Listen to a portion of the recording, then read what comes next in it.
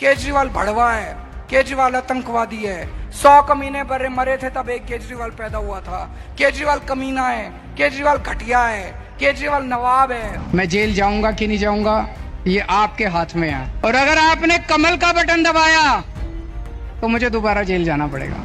जनता का जो भी निर्णय है, जनता का जो भी फैसला है, उसे हम पूरी विनम्रता के साथ स्वीकार करते हैं। दोस्तों, अब खबर तो क्लियर हो गई है कि दिल्ली में भारतीय जनता पार्टी की सरकार बनने जा रही है, और न केवल आम आदमी पार्टी की सरकार को झटका यानी आम आदमी पार्टी को झटका लगा, सत्ता से आउट हुई, बल्कि खुद अरविंद केजरीवाल चुनाव हार गए। इन सब के बीच अब सबकी निगाह टिकी हुई है पंजाब पर, क्योंकि दिल्ली के बाद वो पंजाब ही है जिसे आम आदमी पार्टी ने जीता था। जीतने की जुगत तो गुजरात भी थी, लेकिन वह सपना नहीं पूरा हो पाया।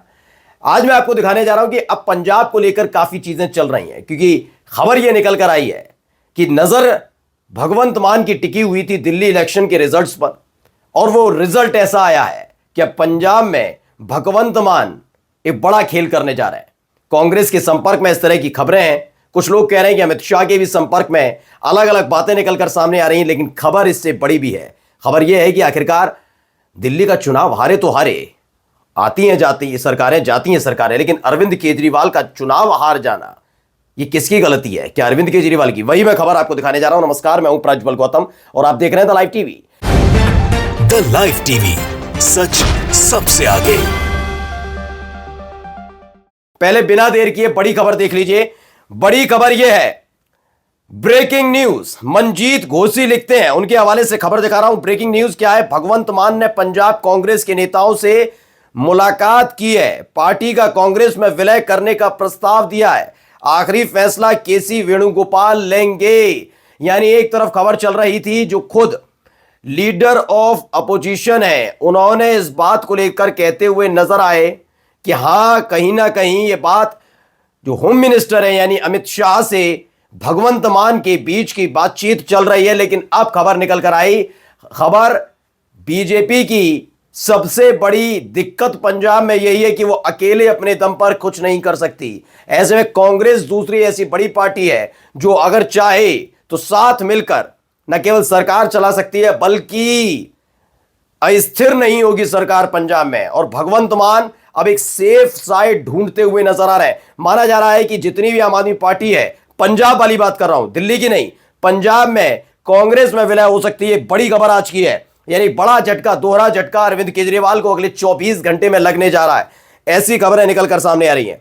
अब जरा कुछ चीजें समझिए क्या क्या बताया गया है।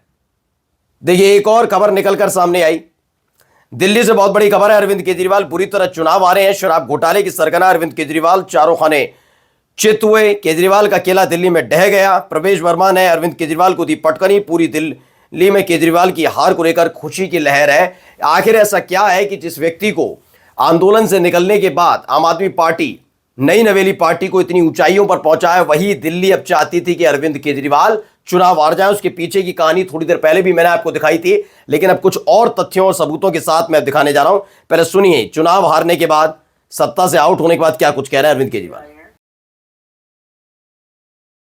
जनता का जो भी निर्णय है, जनता का जो भी फैसला है, उसे हम पूरी विनम्रता के साथ। तो क्या करेंगे आप? विनम्रता नहीं है तो जनता का निर्णय सर माथे पर। नहीं, विनम्रता नहीं तो क्या करेंगे आप बताइए। भारतीय जनता पार्टी को इस जीत के लिए बहुत बहुत बधाई देता हूं, और मैं उम्मीद करता हूं कि जिस उम्मीद के साथ और जिस आशा के साथ लोगों ने उनको बहुमत दिया है, वो। चलिए छोड़िए इनको, ये कहानियां बता रहे हैं कि ये होगा वो होगा, तमाम चीजें बता रहे हैं अरविंद केजरीवाल की। बधाई। देख, चेहरा देख लीजिए, एक वक्त में ये हंसता था, खिलखिलाता था चेहरा, ईडी की शिकंजे में आए तो भी हंस रहे थे, मुस्कुरा रहे थे। ऐसा क्या हुआ कि आज ये चेहरा उतरा हुआ है? ये तमाम सवाल है। देखिए, आप सिर्फ ये सोचते हैं कि बीजेपी जीती, मसला ये नहीं है। नहीं, हर एक चुनाव के दो समीकरण बनते हैं। क्या भारतीय जनता पार्टी यहां पर चुनाव जीती या फिर आम आदमी पार्टी चुनाव हारी? आप कहेंगे बात तो एक ही है। नहीं, आम आदमी पार्टी से लोग गुस्सा थे इसलिए बीजेपी के साथ गए, या बीजेपी की नीतियां इतनी पसंद आई कि आम आदमी पार्टी को छोड़ दिया? यह मसला होता है। तो आप इसको समझिए, लोग अरविंद केजरीवाल से अजीज आ चुके थे, परेशान हो चुके थे। लगातार वही तमाशे, वही चीजें, और इन सब के बीच जिस तरह से उन्होंने अपने कोर वोटर्स को छोड़ा, उन्होंने अपने गठबंधन की गांठें खोल कर रख दी, वो तमाम चीजें बता रही थी कि इन सब चीजों का एक बहुत बड़ा असर पड़ने जा रहा है। अरविंद केजरीवाल को ये लगने लगा था कि वो चुनाव न केवल जीतेंगे बल्कि लगातार जीत सकते हैं। उन्हें पंजाब से उम्मीद नहीं थी इतनी, किसी और राज्य में नहीं। उनको लगता था दिल्ली तो अब हमारी है, दिल्ली 1 साल 2 साल 5 साल 10 साल 20 साल 50 साल, जो भ्रम बीजेपी को है ना, वैसा ही भ्रम अरविंद केजरीवाल को भी हो रखा था। देखिए क्या कह रहे हैं अशोक कुमार पांडे, कहते हैं केजरीवाल को दिल्ली में कोई खत्म नहीं कर सकता था, केजरीवाल को दिल्ली में सिर्फ केजरीवाल ने खत्म किया। जो केजरीवाल आए थे उन्हें उसी रूप में दिल्ली की जनता ने सिर पर बिठाया था। पिछली जीत के बाद उनका असली रूप सामने आया तो दिल्ली की जनता भी बदल गई। उन्होंने धर्म का सहारा लिया, झूठ का सहारा लिया, भरमाया। जनता 10 साल में सब समझ गई। फ्रीबीज की इतनी ही उम्र होती है, वास्तविक विकास नहीं होगा तो जनता ऐसे ही सजा देगी। इसलिए मैं कह रहा हूं बीजेपी चुनाव जीती है। जो लोग ये सोच रहे हैं नहीं, चुनाव हारी है आम आदमी पार्टी से इतना परेशान अरविंद केजरीवाल से परेशान थे कि उन्हें कांग्रेस में भी उतना ज्यादा वेटेज नजर नहीं आ रहा था। लोग समझ रहे थे कि मैं तो वोट कास्ट कर दूंगा, दूसरा करेगा नहीं करेगा, यानी कि वोट खराब ना जाए, तो वो बीजेपी की तरफ चले गए। हर कोई जानता था बीजेपी वर्सेस आम आदमी पार्टी की लड़ाई है। अब सुनिए जरा कितना अहंकार इनमें छुपा हुआ था, ये देखिए, सुनिए इनको जरा। मैं नरेंद्र मोदी जी को कहना चाहता हूं, मोदी जी इस जन्म में तो आप हमको नहीं हरा सकते दिल्ली के अंदर आम आदमी पार्टी को, आपको दूसरा जन्म लेना पड़ेगा। सोचिए आप, यही शब्दावलियां, कुछ ऐसी ही बातें बीजेपी की रही और इन्हीं की। केजरीवाल अपने अहंकार में बोला था, मोदी जी आप इस जन्म में तो हमें दिल्ली में नहीं हरा सकते। राम भक्तों ने रावण का अहंकार तोड़ दिया था, आज राम भक्तों ने केजरीवाल का भी अहंकार तोड़ दिया है। ये जनता की ताकत होती है, हर किसी को समझनी चाहिए, लेकिन कुछ लोग समझ जाते हैं, सीख ले लेते हैं, कुछ लोग नहीं समझ पाते तो कुछ इस तरीके से हारते हैं। अब जरा इनको भी सुनिए क्या कह रहे थे।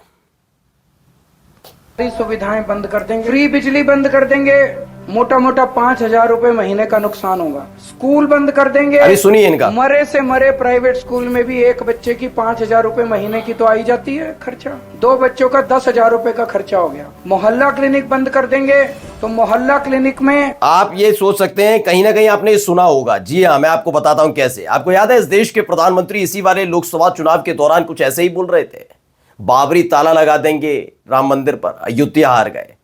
आपको याद होगा भैंस चुरा लेंगे, याद है कांग्रेस वाले आएंगे भैंस चुरा लेंगे, मंगलसूत्र चुरा लेंगे। तगड़ा जवाब मिला था ना।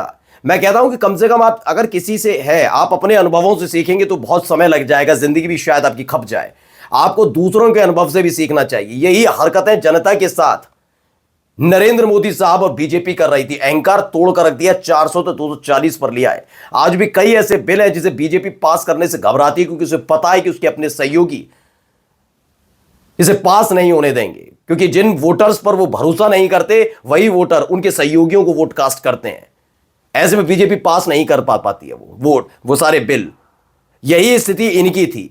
ये दूसरों को डर दिखा रहे हैं कि ये हो जाएगा वो हो जाएगा। अब देखिए क्रांति कुमार ने बहुत बेहतर लिखा है, इसे पढ़ना चाहिए, समझिए। बीजेपी और आरएसएस सीधे तौर पर मनमोहन सिंह सरकार से लड़ नहीं पा रही थी। यूपीए 2 को बदनाम करने के लिए आरएसएस ने अन्ना हजारे आंदोलन को बढ़ावा दिया। ये आरएसएस का भी हाल में खुलासा भी हुआ। कई पदाधिकारियों ने कहा कि हाँ हम वहां पर जाते थे। अरविंद केजरीवाल उसी अन्ना हजारे आंदोलन के उत्पाद हैं। अरविंद केजरीवाल ने अपने गुरु को धोखा देकर राजनीति में कदम रख दिया। 2013 में अरविंद केजरीवाल ने दिल्ली के मुख्यमंत्री बन जाने के बाद अहंकारी केजरीवाल बन जाते हैं। 2014 में अहंकारी केजरीवाल भ्रष्टाचारी नेताओं की लिस्ट जारी करते हैं। मुलायम सिंह यादव, शरद यादव, राहुल गांधी, बेन मायावती और अन्य नेताओं को भ्रष्टाचारी बताकर अपमानित करते हैं। अहंकारी केजरीवाल ने अपनी पार्टी में कभी ओबीसी, एससी, एसटी नेताओं की लीडरशिप को प्राथमिकता नहीं दी। संदीप वाल्मीकि और राजेंद्र पाल गौतम जी को पार्टी से बाहर जाने पर मजबूर कर दिया। 2024 में अहंकारी केजरीवाल पर भ्रष्टाचार का आरोप लगा, तब इंडिया गठबंधन का इस्तेमाल किया। सीएम पद से इस्तीफा नहीं दिया। आरएसएस बीजेपी ने अपनी ही बी टीम आम आदमी पार्टी को दिल्ली में हरा दिया। पूरा दिल्ली विधानसभा का चुनाव ए टीम बनाम बी टीम के बीच ही था, ये बताते हैं। खैर इन सब के बीच की एक और कहानी डॉक्टर मोनिका सिंह लिखती है, आम आदमी पार्टी कम से कम 25 से 30 सीटों पर कांग्रेस की वजह से हारी है। केजरीवाल ने जो हरियाणा में बोया था वो दिल्ली में आकर काटा है, क्योंकि पहले माना जा रहा था कि शायद ये सब चीज़ें ठीक कर ली जाए, लेकिन हो नहीं पाई। और गठबंधन की गांठ जब अहंकार तले दबी तो इस तरह से चरमरा कर टूटी हैं कि अब चेहरे का रंग उतर गया है अरविंद केजरीवाल का। नमस्कार।